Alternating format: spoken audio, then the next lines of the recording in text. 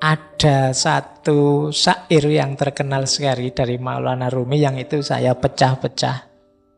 Bagi saya inilah simbol ekspresi pola gaya seorang yang mencintai. Jadi ada 7 nasihat yang terkenal dari Maulana Rumi yang ini pakai simbol-simbol alam semesta. Ya karena beliau mengembangkan paradigma cinta, berarti sebenarnya ini profilnya orang yang mencintai. Yang pertama apa? Orang yang mencintai itu dermawan dan suka menolong.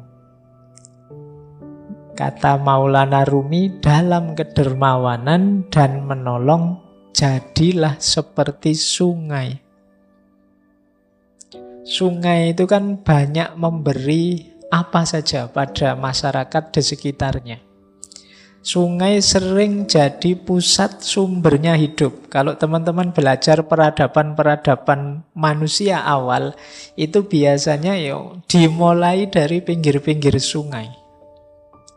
Karena di situ kuncinya hidup. Dia memberikan banyak. Ya tidak menunggu balasan apa-apa. Meskipun kadang-kadang balasan kita pada sungai kan jelek. Kita kasih sampah lah, kita kasih kotoran lah, kita kasih apalah. Tapi sungai selalu memberi banyak hal. Nah, jadilah orang yang mencintai. Pecinta itu dermawan dan penolong seperti sungai. Nanti kalau teman-teman pulang dari sini kok lewat sungai, diingat-ingat kalimatnya Rumi tadi, ingat sungai berarti ingatlah bahwa aku ini harus jadi orang yang pemurah, dermawan, penolong. Baik, ini yang pertama ya. Karena ini ditaruh pertama karena manusia itu cenderung pelit. Dan itu katanya Al-Quran sendiri. Jadi manusia itu cenderung enggan berbagi, ingin enak. Biasanya kalau orang kok mau berbagi itu ya yang dibagi yang sisa-sisa. Yang dia sudah menikmati terus bagi. Biasanya begitu. Makanya bahkan Al-Quran menegaskan ya kebaikan itu kalau kita menginfakkan yang kita cintai. Karena manusia itu cenderung pelit. Yang dikasihkan orang selalu yang sisa yang sudah dia nikmati. Jadi temannya pinjam laptop, aku belum puas pokoknya, atau minta apa, ingin apa, ya nanti kalau aku sudah baru kamu.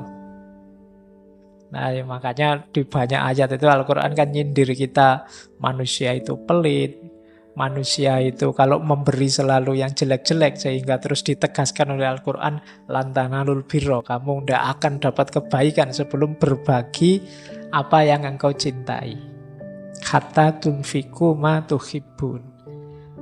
Oke, barang ya, nanti jangan, Pak saya punya pacar saya cintai. Itu maksudnya bukan ke situ ya. Oke, jadi dermawan dan menolong. Yang kedua, dalam ketulusan dan kebaikan, jadilah seperti matahari. Matahari itu kan memberikan cahayanya, terangnya pada siapa saja. Tidak milih-milih. Di mana saja siapapun diberi. Orang tulus itu begitu. Kalau tulus kok milih-milih itu biasanya bukan tulus, tapi pamrih. Pak, saya ikhlas Pak memberi teman saya yang ini, yang ini. Yang itu kok tidak diberi? Dia sering nyakiti hati saya kok. Berarti ini sebenarnya tidak tulus. Kamu milih kok. Yang menyenangkan kamu beri. Yang tidak menyenangkan tidak kamu beri. Jadilah seperti matahari. Siapapun diberi. Jadi tidak pilih-pilih. Kan matahari itu kan kalau pas panas ya siapa saja dapat kan, tidak milih. Ini anak malas tidak pernah kuliah nggak usah dikasih matahari, yang sana kan tidak begitu. Ya kamu rajin, kamu males ya diberi sama matahari. Nah, jadi para pecinta itu tulus. Simbolnya ketulusan itu matahari. Jadi selain jadi sungai, ingatlah matahari. Jadi kalau besok pagi jalan-jalan keluar terus kena matahari, sadarilah bahwa aku dalam hidup ini harus tulus.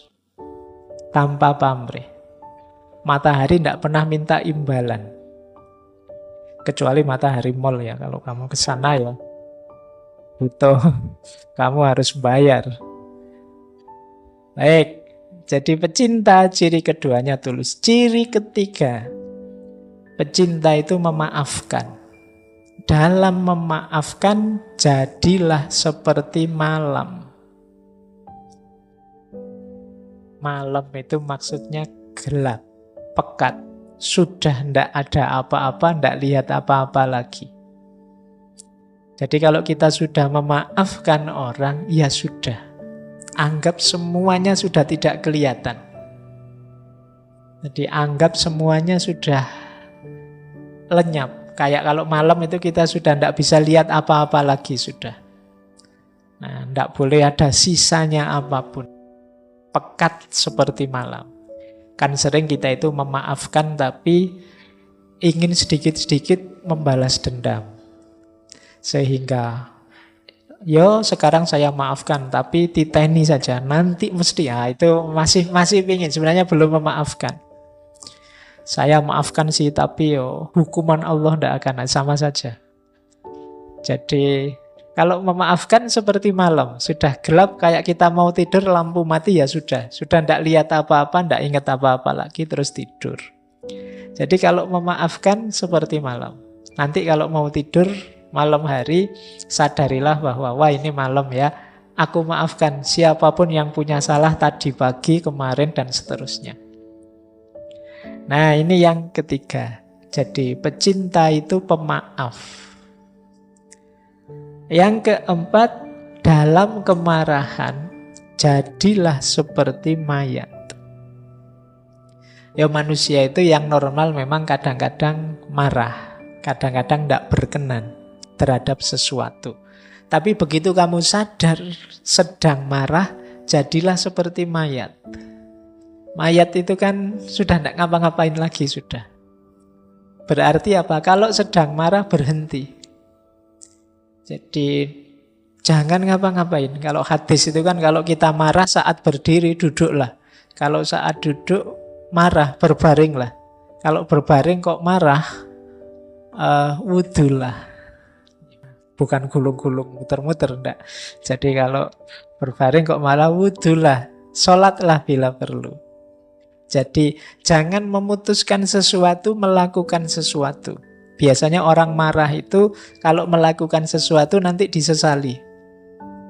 Atau pasti tidak bagus. Kalau pas kita sedang marah itu, wah saya ingin melampiaskan marah saya dengan omongan. Omongannya mesti, kan tidak mungkin kalau sedang marah ngomongnya terus halus gitu. Saya ini sedang marah. Jadi kan tidak mungkin begitu. Jadi marah ya marah saja. Boleh tidak saya maki-maki sampean sebentar saja. Kan tidak mungkin begitu ya. 1-2 kata saja ya biar saya lega, boleh ya gitu. Oke, jadi tidak kalau sedang marah, yuk jadi kayak mayat. Jadi yuk diam dulu, tidak usah apa-apa dulu. Nanti kalau tekanan darahnya sudah turun, situasinya sudah longgar, nyaman, itu baru memutuskan sesuatu, melakukan sesuatu. Termasuk pada siapapun yang kita cintai. Jadi kadang-kadang kita tidak cocok, rame, gegeran, marah dengan yang kita cintai. Mungkin saudara kita, anak kita, siapa saja. Yuk, ketika sedang marah, narik diri dulu. Nanti saja ngomongnya, nanti saja melakukan sesuatu. Yang kelima, saat kita sederhana dan rendah hati, jadilah seperti bumi. Jadi pecinta itu sederhana. Sederhana itu maksudnya apa adanya. Tidak dibuat-buat. Jadi, ya inilah aku apa adanya. Inilah levelku. Inilah kenyataan diriku. Itu namanya kesederhanaan. Jadi kesederhanaan itu bukan kok dimiskin-miskinkan atau enggak. Biasa saja. Sesuai situasimu, sesuai kondisimu. Tidak berlebihan. Nah, kondisi ini kalau di Maulana Rumi jadilah seperti bumi. Bumi itu kan sangat rendah hati, sangat sederhana. Tidak pernah gaya. Di dalam dirinya ada kandungan luar biasa, mungkin kandungan emas, logam, macam-macam. Tapi kan bumi tidak pernah sombong, tidak pernah pamer. Dia rendah hati, diinjak-injak. Tiap hari kita mewarnainya dengan angkara murka, dia tetap teguh sebagai dirinya.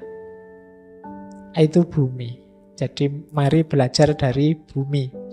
Kalau kita jalan di atas bumi, sadarilah kasihan sekali ya bumi ini. Kita warnai dia dengan macam-macam. Bumi itu kita lempari dengan sampah dan kotoran, tapi yang diberikan kan tumbuh-tumbuhan, makanan, dan lain sebagainya. Nah, jadi orang yang sederhana dan rendah hati. Bumi tidak pernah komplain, tidak pernah demo, tidak pernah mengeluh terhadap segala kelakuan kita. Dia selalu memberikan yang terbaik yang bisa dia berikan untuk kita. Selanjutnya, toleran. Para pecinta itu toleran. Simbolnya apa? Laut. Laut itu kan dia menampung apa saja. Karena dia luas, maka apa saja bisa masuk. Baik itu yang indah-indah, yang kotor-kotor, semuanya masuk, ditampung oleh laut. Sungai itu kan membawa apa saja, ya terakhirnya di laut. Aliran apa saja, ya finalnya di laut. Jadilah toleran. Toleran itu terbuka menerima apa saja sebagaimana laut. Jadi laut itu kan simbol kelonggaran, kelegaan, keluasan. Kalau teman-teman sedang jenuh, suntuk, itu kan biasanya terus jalan-jalan ke laut kan rasanya lapang, longgar. Ketika kita melihat laut. Nah, jadi ini simbol toleransi. Berarti kalau nanti ada konflik, marah-marah, wah ini berarti sedang sempit, kurang piknik, ayo jalan-jalan ke laut. Biar longgar hatinya. Biar terasa bahwa kita ini kecil, bahwa kita ini sempit, tidak luas. Ngapain sih gegeran segala? Nah, yang terakhir, kuncinya di yang terakhir ini.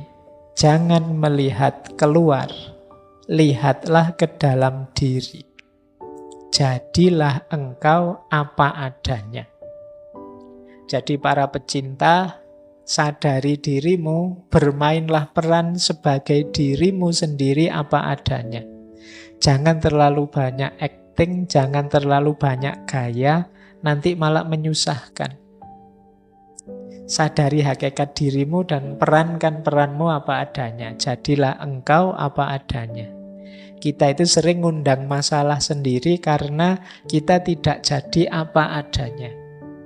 Kalau hari ini mungkin pakai istilah pencitraan. Sudah terlanjur mencitrakan diri misalnya sebagai anak soleh misalnya. Sudah terlanjur bilang, oh saya itu soleh, saya itu. Itu kan terus jadi beban. Akhirnya kamu di depan orang tiap hari harus acting jadi orang soleh. Itu kan berat. Nanti ada apa-apa dikit, subhanallah, alhamdulillah, loh. Ayo, yo kalau soleh ya soleh saja, ndak usah pakai acting berlebihan, sesuai dengan situasimu apa adanya. Jadi para pecinta itu apa adanya. Banyak ikatan cinta bubar karena para pecintanya ndak apa adanya. Kan banyak itu yang kalau pacaran itu begitu sayangnya, begitu nikah dapat 1 bulan. Begitu menyesalnya dia, kok ndak kayak dulu ya. Jadi sudah beda antara dulu dan sekarang. Kemungkinan dulunya terlalu banyak pencitraan. Akhirnya sekarang menyesal. Walah ternyata aslinya gini. Ndak sama dengan dulu. Ya, kamu ndak apa adanya. Baik, ini 7 nasihat untuk para pecinta. Kalau kita nanti bersahabat, jadilah sahabat yang dermawan, penolong. Sahabat yang baik dan tulus, yang mudah memaafkan, yang kalau marah tidak melakukan sesuatu yang nantinya disekali, yang sederhana, rendah hati, toleran dan apa adanya. Kalau ada teman karakternya begini akan menyenangkan. Ajaklah teman yang seperti ini jadi rekan perjalanan untuk mendekat pada Allah. Ini yang dilakukan oleh beliau berdua, Maulana Rumi dan Syekh Syamsuddin At-Tabrizi.